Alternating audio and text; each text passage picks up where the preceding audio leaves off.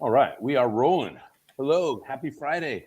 Welcome to another installment of Get a Clue in 52. This is the For Coaches edition, myself included. I'm Jeff Klubeck, your host for these weekly jams that we're doing every Friday. I want to say hello right away to Sue, coming all the way from down under, joining weekly as she does. It always gives me more energy to see somebody.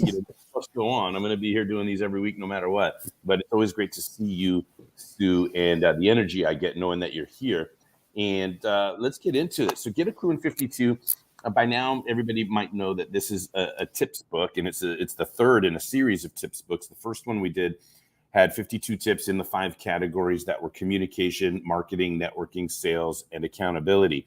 Then, with a client and friend, Vipul Dayal, we co-authored the second edition of Get a Clue in 52 last year. We read the tips every week. It was the entrepreneur edition. And the 5 categories in that edition were personal branding, business acumen, business ownership, leadership and influence, and then work-life balance. All 5 categories, all 52 tips related to being an entrepreneur.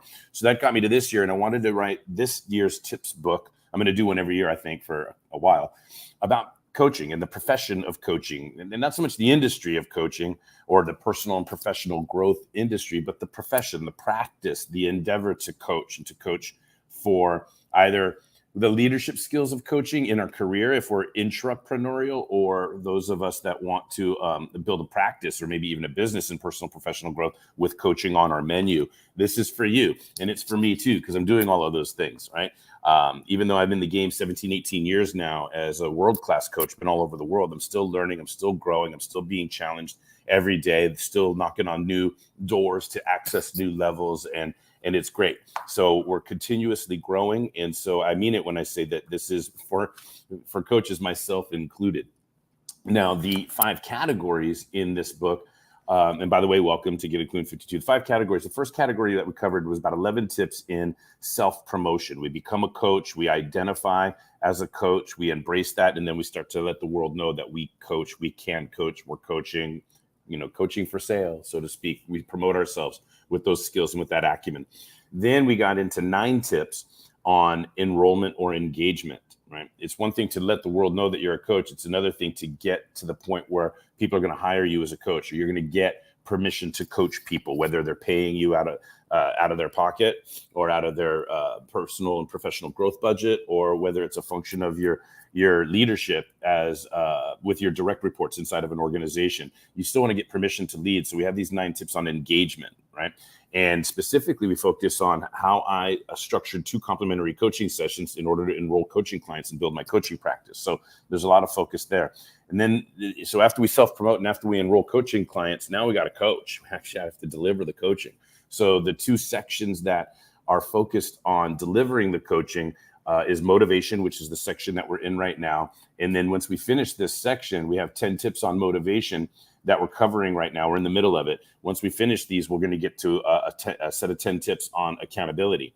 And then finally, the book will wrap up with 12 tips on practice building, which is we're going to have a lot of fun with that. So it's we're building up to a lot of silliness and joviality that I'm going to be sharing those final 12 tips with you. But for now, let's get focused on what we're doing here inside of motivation. Let me get ready to read this week's tips. So when we got into motivation, we talked about outcomes, 6 general outcomes that we seek, that guide us, that are guiding principles for anytime we're trying to deliver motivational leadership inside of a coaching session or what have you.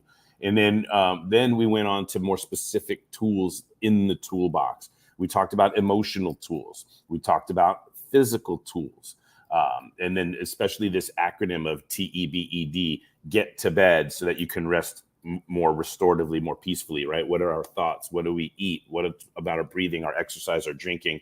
And of course, not just sleeping and laying down and closing our eyes, but resting deeply where the body restores itself and heals itself. We went into that. 2 weeks ago, we talked about, well, actually, no, not 2 weeks ago, last week, relationship tools. Sue, I'm still exhausted from reading all of those. It was like 6 pages and like one of the longer tips in the book. And it's an area that I'm very fortunate in my life. I have a lot of fantastic relationships. I'm very rich beyond my wildest imaginations with all of the loving relationships in my life. So I had a lot to say about relationships. We focused on partner, relationships, the attraction, the compatibility, and the communication that relationships need. And that broke down to a lot of different, dynamic content. And by contrast, today we're in tip number 25. It's not going to be as long, for one reason, I grew up with not a lot of education in this area. My parents, they loved each other, and I knew how to cuddle, and I knew how to sit on the couch and watch TV. There's a lot of things I learned from mom and dad, but they didn't have their stuff together financially. So I didn't know about financial planning, estate planning. I didn't know, about the power of compounding interest. I didn't know. There's so many things I didn't know that I've had to learn as an adult. And so this isn't an area of coaching where I've considered myself to be an expert, a master, rich and affluent like I am in relationships. Although I'm much better off in life than my parents were, that's for sure. We're doing well, right? We've got some investments, etc. But I've had to grow in this area myself. And what I really want to say before I get into reading the tip for coaches, emerging and aspiring coaches out there, is like when we consider the tools in our toolbox, when we consider the strategic information that we know of, that we can bring into coaching conversations, the goal is not for us to be the expert in any of these given areas. We need to know enough in order to get people willing to talk, get people willing to assess, get people willing to take action, get people willing to make a change. We don't have to be the financial advisor. We don't have to be the investment banker. We don't have to be the venture capitalist. We don't have to have that depthful level of expertise. We need to know enough. We need to know enough. And it's very funny how basic and remedial what we need to know is in order to help somebody with coaching conversations in this area. So when you talk about money, whether it's finances, which is the decisions that we make with the money that we earn, or whether it's income, how much are we earning? How much are we bringing in? So income is what's coming in. Finances is the decisions we make with what comes in, very generally speaking. It's fascinating to me how simple it can be to just know enough to get somebody talking. And that's what our job is as a coach. And what I want to say before I get into reading word for word, whether it's income, whether it's finances, money, however you break it down, is going to be in one of everybody's top three, for the most part.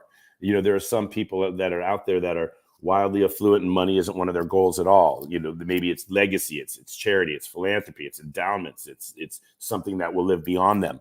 But that's rarer, right? Most of us are still, until we're independently wealthy, money for our personal lives or money in our careers, the revenue for the business, right? Sales, revenue, bottom line, this is a very important topic. You're not going to have to go very far in your coaching career before you find somebody that wants to include money or finance or income in their top three goals that they're setting with you. So anyway, having said that, it's one of the usual suspects, I call it, because this is such a often identified area for growth, improvement, change, etc. But also, I got to let you know, the fun part of this is that I don't have to have my series this and series that and my licenses, and I don't have to be a banker. I don't have to have any of that. Remember, we're not advising people. We're not telling people what to do. Right? I'd rather refer. I want to refer people to financial advisors. I got 3, 4, 5, 6 people behind me that I can refer people to, but they got to be ready to have that conversation. That's our job, is getting people ready to have the conversation, getting people willing to talk about the truth of their situation, get people willing to make a change, willing to talk to a professional. You don't refer somebody unless there's that readiness, that willingness. We need to know enough to get to that readiness, that willingness. Great. If you want to be a financial coach and go deeper and get all your licenses and get your certifications and get regulated to be able to be a fiduciary and all of that, fantastic. Let me know who you are. Maybe I'll include you in my referrals team. But what I'm trying to tell coaches is that you don't need any of that in order to make a difference for somebody's lives.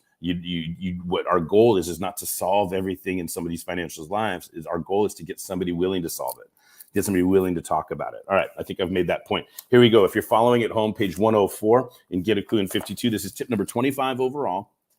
And it's the 5th tip in the motivation section. We're talking about financial tools. Here we go. Sue, I'm laughing at myself right now because I'm laughing at myself right now is the first thing, right? I always preview the tip with my thoughts on this, right? And then I start reading and I end up reading exactly what I just previewed because I'm so one with this material. But here we go. in a fun, laughing sort of way. Happy Friday, everybody. Thanks for joining in. Here we go. I'm laughing right now, both for how long the previous tip was and even more so for how short, especially by comparison, this one will be. My favorite tool for coaching people on their finances is to refer them to a financial or wealth advisor, a fiduciary that is licensed, trained, and educated to help people. Perhaps you can say it with me, Bill. You can say it with me. This is funny. I'm not trying to make fun of financial advisors out there. Tip of the cap to Jason Surya, specifically with First Command Financial, who is the regional director in Southern California. And I helped him, I've been coaching him for over a decade to get to that position. But the story is when I met him in a networking group, he goes to introduce himself, Sue. He says, "Hello, my name's Jason Surya, and I'm with First Command Financial. And for some reason, I was in an ornery mood or whatever. And I said, let me guess, you help people build, protect, and redistribute their wealth." And he's like, "Oh, yeah, I guess I can't do the cookie cut elevator pitch. I'm going to have to bring it in this group. We got a wordsmith over here." And so his face went, because he couldn't believe that I just gave his pitch. And so here we go. A fiduciary that is licensed, trained, and educated to help people, perhaps, you could say it with me, build, protect, and redistribute their wealth. Okay. I'll make the tip a little bit longer by suggesting that we, as coaches, have more than one such professional we trust to recommend. I do everything I can to make sure I have no personal interest in who someone chooses for help with their finances. And the best way to do that is to introduce more than one person and be upfront that my client is shopping for an advisor. That's it. Okay, well, there's a little more. Many people do not believe they are ready to talk to a financial advisor. They don't feel their finances are in order enough to present them to someone to make sense of, or they are resistant to the unknown fees or expenses of hiring an advisor. Sometimes I do have to coach people on making progress that I don't need a license to discuss with them. Here's a brief summary. Budget. What's a 6-letter word that starts with B and ends with T? That's right, budget. Simply, I'm going to slow down here. Do you understand how simple this is? Simply asking a client if they have a budget can open up a month or more of coaching. Very simply, we take our income and subtract our expenses. I'm going to say that again. Very simply, we take our income and subtract our expenses. If what remains is positive, then we plan to save, invest, or enjoy, ideally in that order. If you're, delayed gratification guy like I am. If what remains is negative, we plan to reduce expenses and increase income. It seems basic or remedial, but the truth is that most people do not have or stick to any sort of budget. Want versus need. When helping clients reduce expenses, they need to learn to ask themselves the difference between a want and a need. Again, this seems basic and remedial, but the truth is that it requires a great deal of discipline to reduce expenses down to needs only. People believe they need things they do not, that they don't need, right? This has more to do with intervening in beliefs than actual X's and O's of managing finances. But we must ask questions like, can you make coffee at home? Or do you need to have Starbucks every day? Do you need all 400 channels, or will a basic package work? Speaking of Starbucks, I'm going to have my sip of iced coffee right here. All right, savings. The term reserves, when expressed as an amount of time, refers to how long a person can survive, cover all of their expenses without any additional income. If my expenses are $5,000 a month and I want 6 months worth of reserves, I will need at least $30,000 in the bank. Most people are living paycheck to paycheck or deal to deal, or worse yet, on credit. And reserves is a responsible thing to ask about when supporting clients in financial goal areas. Investments. An investment is something we can bring I think there's a typo there. An investment is something that could bring either a profit or loss. When clients are looking for investments to grow their wealth, there are a couple usual suspects worth considering. Number one, real estate. Buy, hold, or fix, flip. Shares in real estate investment trusts, note purchasing, private money lending, and so on. Airbnb, the last 10 years, has risen as a great way for people to make money. Like, it's quasi property management, buy and hold, long-term, short-term rentals, right? I'm actually in an Airbnb right now. We're doing a little family staycation here in San Diego, and somebody in the elevator said, "Oh, short-term rentals aren't legal in San Diego." Anyway, I don't know if I'm breaking the law, but the place is available and we got it. And so the whole family is here inside this very artsy kind of studio loft near the baseball stadium. And we're all going to go to the baseball game tomorrow night. And we went bowling last night. A lot of fun. So just so you know out there, I have a family and we are enjoying ourselves right now. Special time of year before AJ goes off to college. But back to investments. Real estate is one area. There's a lot of different ways to make money in real estate. And I'm happy to tell you that my parents, they had one house all their lives, and they refinanced it over and over and over again every time they got into trouble. So they ended up owing like 6 times, 7 times more for it by the time they sold it than what they bought it for. Like, it's like ridiculous. And then they bought a place in Vegas, and as soon as they got there, they refinanced that, and that was it. They were living off refinancing and interest rates in that game.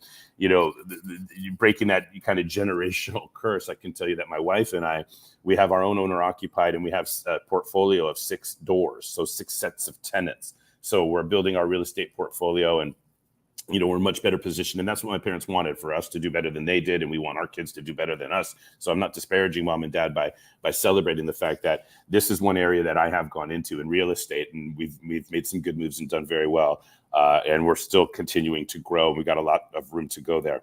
Next area here is small business or franchises. So there's another area that I've started. I own my own business. And at first, right, you get the tax breaks when you go into business for yourself. And then, like at first, Sue, all I need to do is make $50,000 a year to justify the money I paid to the state every year just to have a business that I could run expenses through and make some moves and on and on. But it got bigger than that, and then you got other factors to consider. But the point is, small businesses and franchise I'm going to go back to word for word reading. Established and capable of being bought or bought into. So, small businesses or franchises. Let me say that again. I not starting your own business, but I'm talking about like laundromats and then car washes. Or one client of mine, they were doing multi-level marketing for a while. It was a husband and wife team, and they were, he was expecting her to do stuff she didn't want to do, and she was expecting him, and it was killing their marriage. And I said, well, through the coaching, I found out that they had owned a franchise before, and it was kind of going well, but they were afraid to do it again. And once we got them past the fear, found a good franchise, they invested in a t-shirt shop, right? So it was called Big Frog. And they found a location, they bought the franchise, they ran it. All they had to do is follow the instructions, right? The manual that's given to them, and they buy the franchise. They didn't have to reinvent the wheel or make things up. They had a beautiful division of labor. Her roles were set up. His roles were set up. They grew it to the #1 store in all of the country, in the United States, the #1 Big Frog, and they sold it a couple of years later, and now they're enjoying retirement, happy as can be. They even invited me to their son's wedding. Remember, did I tell you about this last week, Sue? We were talking about relationships. They're the ones, right? They had sessions left over after we saw them. And, hey, can you meet with my son because he's got commitment issues? Anyway, very fun client to recall. But small businesses or franchises, right? Next, the stock market, annuities, retirement products. Again, see a licensed professional about these investments. We've got some stock. I own pieces of some companies here and there, but this is not an area where I can educate anybody, right? This is not a wheelhouse area for me. Start and grow a business. Entrepreneurs invest in themselves and get other people to invest in their ideas, concepts, etc. So that's what I meant when I started to get into investments. That's what I've done. Get a Clue, and now the Integrity Game, and the Get a Clue is set up as a C Corp, so it can have ownership over other organizations, and you start to learn about how to structure an entity and pass through tax savings, and whether you pay yourself or not, and getting on salary and doing company matches. There's all kinds of things that you can do when you start and grow a business, especially if you get payroll service, and you get really good advising from your tax professionals and so forth. Now, let me finish the word for word read. You can see that even though my preferred tool for financial coaching is to refer clients to licensed professionals, there are lots of conversations to be had on the way to getting the client ready to have that level of support if they don't already. What I really prefer is to only be working with people who are doing better than I am financially. It is a fringe benefit of my profession that I get to learn from all the successful people I have coached over the years. Just to name one person who I mentioned earlier today, Vipul Dayal, my client and friend who I've co-authored a Get a Clue in 52 with. I learn from him all the time. He's a hotelier. He's got multiple serial go-giving entrepreneur. So he's involved in, he has his own charity. He's got several businesses. His dad owns a bank. So talk about the moving parts in his world financially. It's always an education working with him. But I don't need to know as much as he knows financially in order to be effective as his coach. I just have to ask right questions about these principles. So there you have it. That's tip number 25 and Get a Clue in 52. When we are endeavoring to provide motivation for anyone in any area of their life, you need to have a combination of strategies and behavioral intervention. We either need to get people out of their own way if their beliefs are what's preventing them from moving forward, or we need to be able to have enough strategy under our belt, not to advise people. We don't need financial strategy in order to tell people what to do. We need financial strategy in order to know what to ask people. That's the key. Our job is not to tell people what to do. We're not giving financial advice. We are learning as much as we can about finances, to be smart in the questions that we ask people, to get them willing to talk about their finances, willing to make commitments, willing to talk to the people that refer. And I think I'm repeating myself at this point. Sue, what say you about tip number 25, financial tools? And again, thanks for being here. Pleasure. Good to be here. There's a couple of things that come to mind. Going back to the second paragraph on page 104, where you've got having more than one such professional we trust to recommend. Yeah. I think trust is a key word, particularly in this space of finances. We really want to be confident that when we are making referrals, suggestions for our clients to someone else, that we're really, really confident that we are sending them off to someone that's not going to do a disservice. And even here's the caveat, right? Like, even if we have that trust, that still doesn't mean that everything's going to go right. Yeah. Oh, yeah. It's still, and it will still come back to the individual in terms of how they work with the information and the teaching that gets given to them by that professional. Totally agree. But you, at least in the first instance, want that trust that you're sending them off to someone who's going to do the right thing. Yeah. And the other point is, you never want just one. You want two or three, because if, like, it's not just the trust, to avoid anything going wrong comes back to you, but the confidence. Right? You want the person to have, if you're only referring one person to somebody that's having a hard time talking about their finances anyway, there's going to be fears, suspicions, doubts that you have to get through. But if you say, look, I've got these two people, interview both of them and tell me if either of them are going to be right for you. And if neither are, then I'll go right. Or here's 3 names and phone numbers. I'm going to let them all know that you're going to reach out and that you're shopping. So when you give somebody 3, now they aren't worried that you're referring somebody for a referral, for a favor, for a kickback, do you know what I mean? You have no, I don't care who you talk to, as long as you talk to somebody, is where we get to come from. Continue. Yeah, but even on that, I think as a coach, the more that we do our job to get our client talking and understanding where their need is, from a finance perspective, the more detail, I guess, the more effective we can be in terms of our referral, because there won't necessarily be one. Right. Yes, we're talking about having options, but there won't be necessarily one person that is skilled in the particular area that they might want to focus on. That's correct. You might have someone that is more skilled in the area of real estate investment, more skilled in options, share trading, that sort of thing. So having that menu list almost of areas of focus that people have, that they're really good at their job,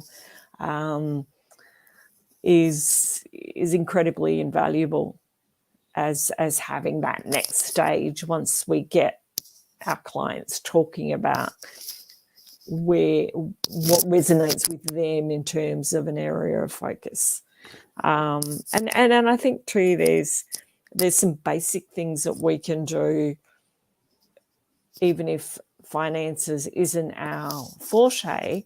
And one that comes to mind for me that I've had a few people share is around the principles of profit first. And there's a book that is available. It's a very simple model. but quite powerful. And even that, having, you talk about having a toolkit, Yeah. that there are some simple things that we can at least have available as sort of that interim step.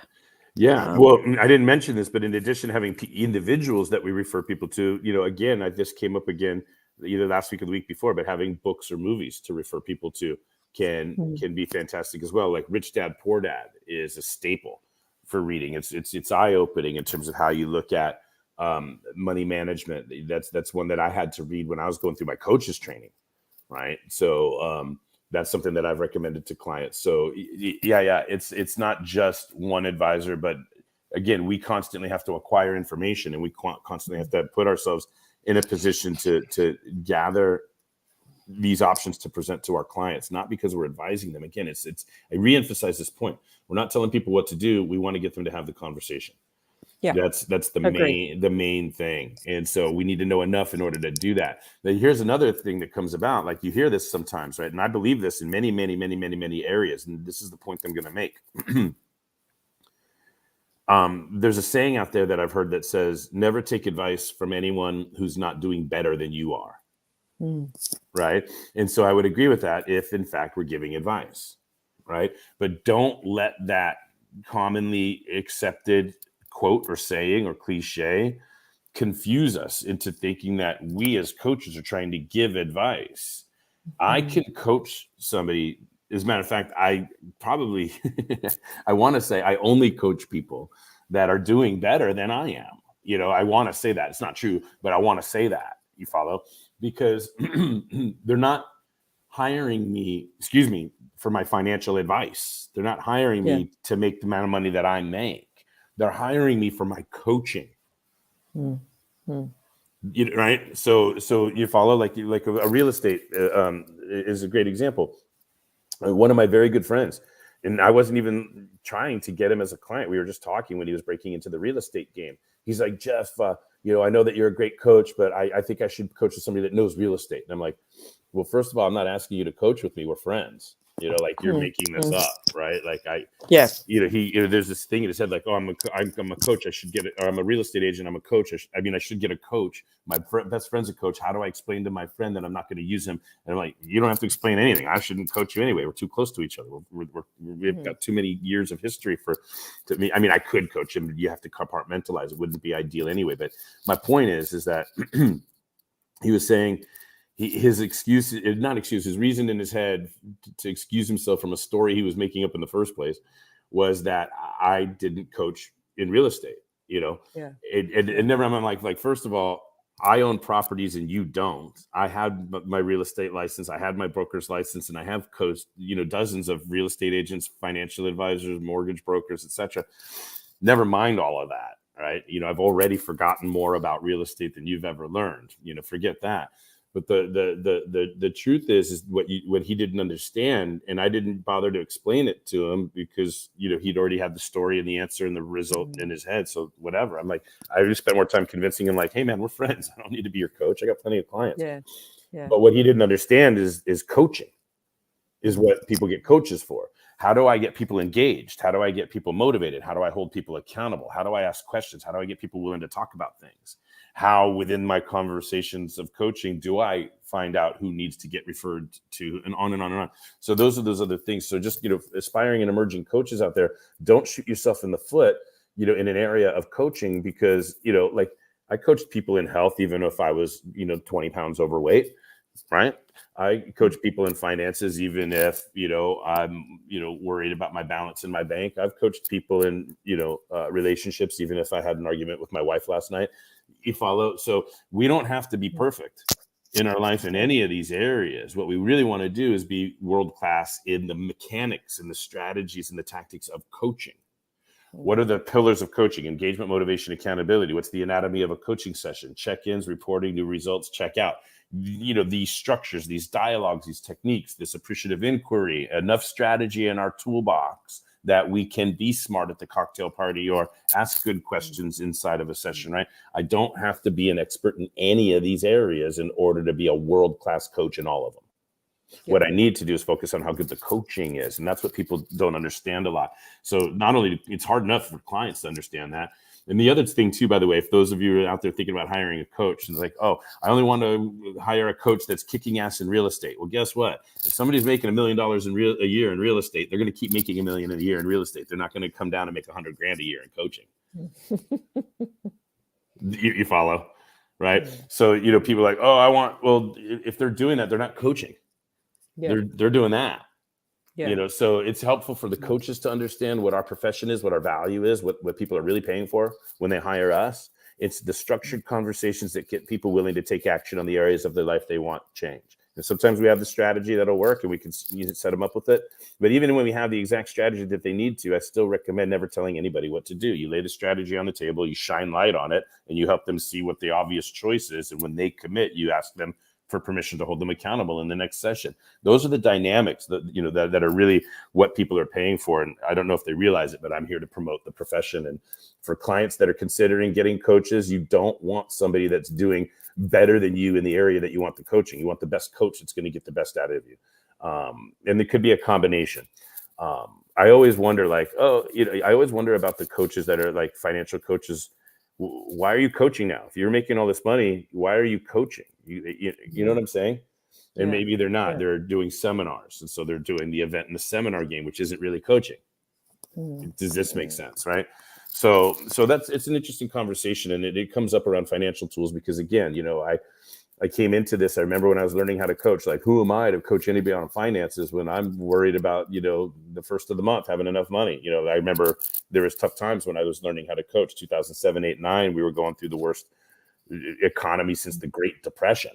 And so in those years when people were losing their houses and foreclosures everywhere and really tough times before, Obama got elected, I was convincing people to pay me money out of their pocket to talk to me once a week. It's like fascinating, right? But I remember the tail between my legs feeling that I had, like, who am I? Who am I to coach anybody? What if they want to talk about finances? What am I going to do? And it didn't take long for me to figure out, like, oh my God, it's very easy for me to get, a partner in a relationship to commit to having a conversation about budget with their spouse. The next thing, 2 weeks later, next thing I know, I'm getting an email with a spreadsheet with a budget. You're like, oh my God, this is better than my budget, So you know what I'm saying? But like, I didn't need to have a budget, or I didn't need to send in the spreadsheet. You know what I'm saying? And say, hey, here's the spreadsheet. Here's my budget. Do what I do. I just had to get him willing to have a conversation with his wife. Yeah. And then the floodgates opened up. So I hope that point is coming through what we are as coaches, right? And we need to know enough. Yeah. Yeah, I think it is. It's definitely pulling it back to making the focus of making sure we're a world-class coach. Yeah. Yeah. Well, that's what we're doing here. Get a Clue at 52 for aspiring and emerging coaches, myself included. I absolutely hesitate I do not hesitate when I call myself a world-class coach, but still, I want to be like universe class. I got places to go. I got more to learn. I'm still growing. So let's go ahead and do a last call for comments and questions on this tip number 25 overall, financial tools. Get a Clue in 52. We're right in the middle in the section on motivation. We're right at the middle of the year. Next week is tip number 26. It's the half of 52. So last call for comments, questions, jokes, stories, anecdotes.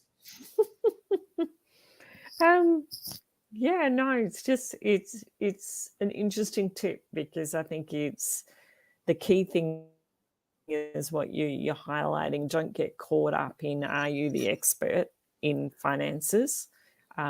Focus on delivering awesome coaching and getting that happening. Yeah. Ask the questions, have the deliverables team, and keep on studying, learn things, strive to improve your own financial condition, have some experience of endeavoring to improve your own finances, but without leaning on that as advice that you're going to give to somebody else, right? Demonstrate that you work on this and that you're better off than you were before, right? On and on. All of those things apply. Sue, thank you so much for being here.